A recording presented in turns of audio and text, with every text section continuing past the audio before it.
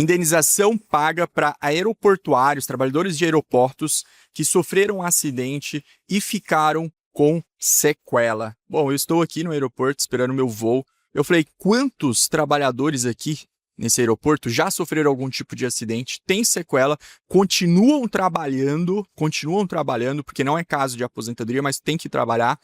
E quantos desses trabalhadores sabem dessa indenização? Bom, esse vídeo aqui, ele é para você, aeroportuário, que já sofreu acidente, e aí pode ser acidente do trabalho ou fora do trabalho, continua trabalhando com sequela. Você precisa entender esse tipo de indenização, porque talvez você tenha dinheiro para receber e nem sabe. Bora lá. Que indenização é essa? O nome da indenização?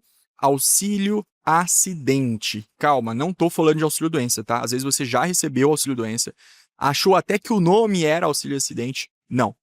Se você recebeu auxílio doença, as chances de você ter direito ao auxílio acidente são maiores. Ah, sofri um acidente, fiquei ali 6 meses afastado, depois voltei para o trabalho. Beleza, isso é uma coisa, seu direito, tá certo, não é disso que eu estou falando aqui. Quando eu falo em indenização, que o nome é auxílio acidente, eu estou falando de um benefício pago com valor menor, tá? O valor do auxílio acidente é menor que o da aposentadoria, o valor do auxílio acidente é menor do que o auxílio doença, e ele é pago durante o seu trabalho. Você vai trabalhar com limitação leve, digamos assim. Aquela limitação que te permite continuar trabalhando. Já vou falar disso aqui, as sequelas que podem dar direito. Mas o ponto é, você continua trabalhando. Essa indenização não é paga pela empresa, é paga pelo INSS, tá? Bora lá para os requisitos aí, preste bem atenção. Se você preencher esses requisitos, as chances de você ter direito são altas, tá? Ó, CLT, você precisa ser CLT. Se você é trabalhador autônomo, contribuinte individual, eu acho que no aeroporto tem pouquíssimos contribuintes individuais, pouquíssimos autônomos. Você tem mais aqui CLT. Quando eu olho para esses trabalhadores aqui, ó, eu vejo esse aqui é CLT. Talvez terceirizado, mas CLT. Tá? Trabalhador avulso, em aeroportos, eu não sei, talvez setor de bagagem deve ter avulso, não sei. Portos tem muito trabalhadores avulsos. Na verdade, a maioria de trabalhadores de portos são trabalhadores avulsos, né? Mas o ponto é, você é CLT ou era CLT na época do acidente? Que o que importa aqui, esses requisitos aqui, ó, presta atenção, é na época do teu acidente. Tu era CLT? Fechou. Vamos para o próximo requisito. O próximo requisito é o acidente. E aqui você presta bem atenção, porque tem várias formas de você preencher esse requisito, tá? Então, quando fala acidente, você pode ter sofrido um acidente do trabalho. Agora, outro tipo é a doença ocupacional. Agora sim eu vou trazer um caso, tá? Um caso de uma pessoa que eu atendi. Ó, ele trabalhava com bagagem, tem um nome lá, né? Trabalhava colocando as bagagens, transportando as bagagens. E o que aconteceu com ele? Ele desenvolveu um problema no ombro, que foi se agravando, certo? Até chegar no ponto que ele teve que ficar afastado de auxílio doença. Ficou afastado 6 meses, acho que 6 meses a 1 ano, alguma coisa assim. Quando ele volta para o trabalho, o médico dele falou assim, olha, tu não pode mais carregar mala, tu vai ter que ser readaptado aí dentro do aeroporto. Ele trabalhava terceirizado, né? Beleza. Foi readaptado e voltou. Como foi declarado pelo INSS a doença ocupacional, ele tem a estabilidade. Então, ele não foi mandado embora. Ele voltou, a empresa readaptou ele, show de bola, continuou trabalhando. O que ele não sabia?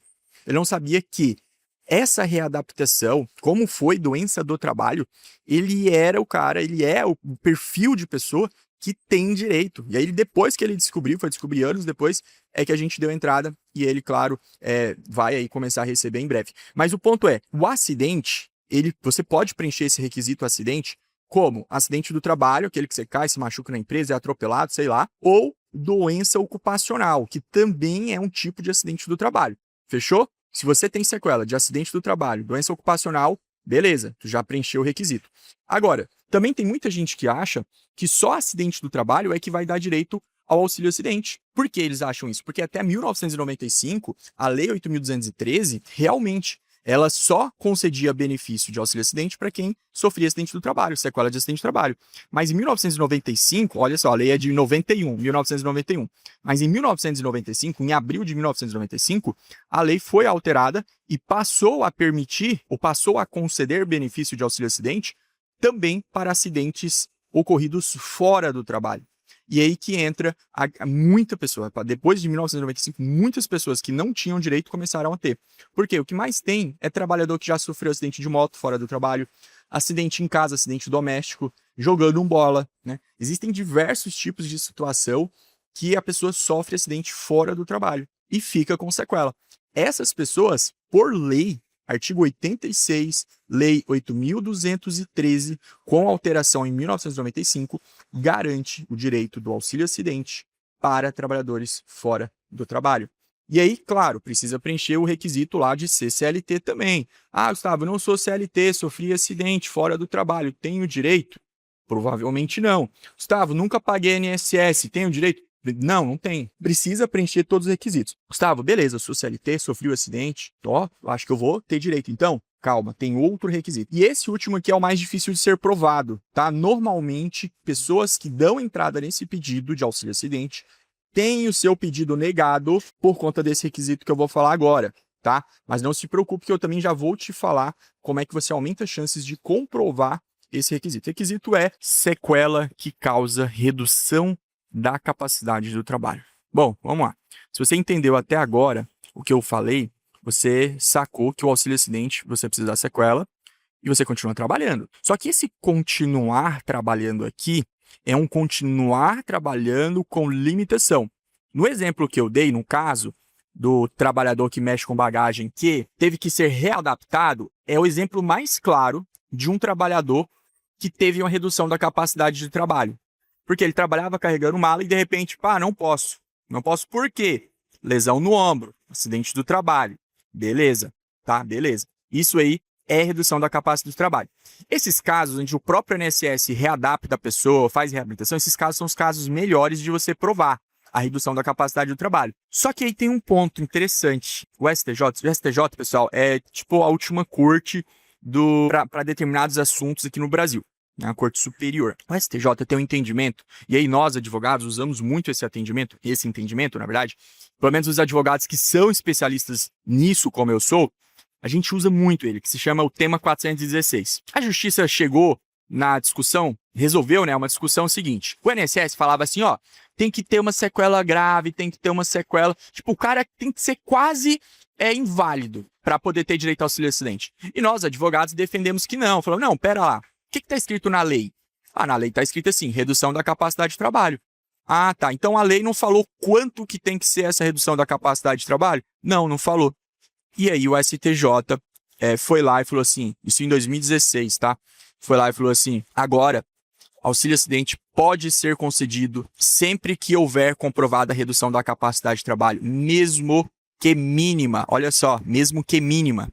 E aí, meu amigo? E aí, muita gente que antes o INSS negava e não tinha para onde recorrer, agora, desde 2016, consegue recorrer na justiça com esse entendimento. Claro, o advogado tem que saber montar o processo, tem que saber comprovar a redução da capacidade do trabalho, tem que saber trabalhar. Não adianta chegar a bater na justiça, toma aqui, tenho redução. Não.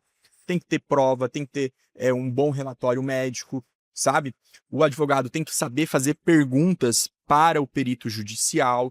Tudo isso faz parte do trabalho do advogado. Porque senão vai ter gente que vai assistir isso daqui, vai dar entrada, não vai ganhar, vai perder e vai botar a culpa, vai vir depois aqui e falar, é muito difícil. Claro, meu amigo, você acha que o governo quer pagar mais benefício?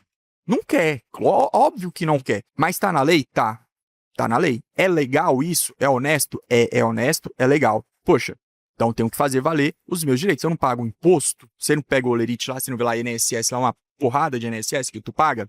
Então, esses benefícios são pagos justamente com esse dinheiro aí que você já pagou tanto e vai pagar o resto da sua vida, tá bom? O auxílio-acidente é pago com esse dinheiro aí. Gustavo, então vamos fazer uma revisão aqui para ver se você tem direito. CLT, beleza. Sofreu acidente, aí acidente pode ser acidente de trabalho ou fora do trabalho, beleza? Só que acidente fora do trabalho é só a partir de 1995, abril de 95. Doença do trabalho, doença ocupacional comprovada e reconhecida também dá direito ao auxílio-acidente. E último requisito, ter redução da capacidade do trabalho. Se você sofreu acidente, ficou com sequela, mas não consegue comprovar a sua redução da capacidade de trabalho, esquece, você não vai receber auxílio-acidente. Beleza? Muita gente pergunta, Gustavo, quanto que eu recebo? Quanto que eu recebo? Mais ou menos, o mínimo que dá para você receber é meio salário mínimo. Valor máximo é metade do teto do INSS. O teto do INSS hoje é 8 mil e pouquinho, então o máximo é 4 mil.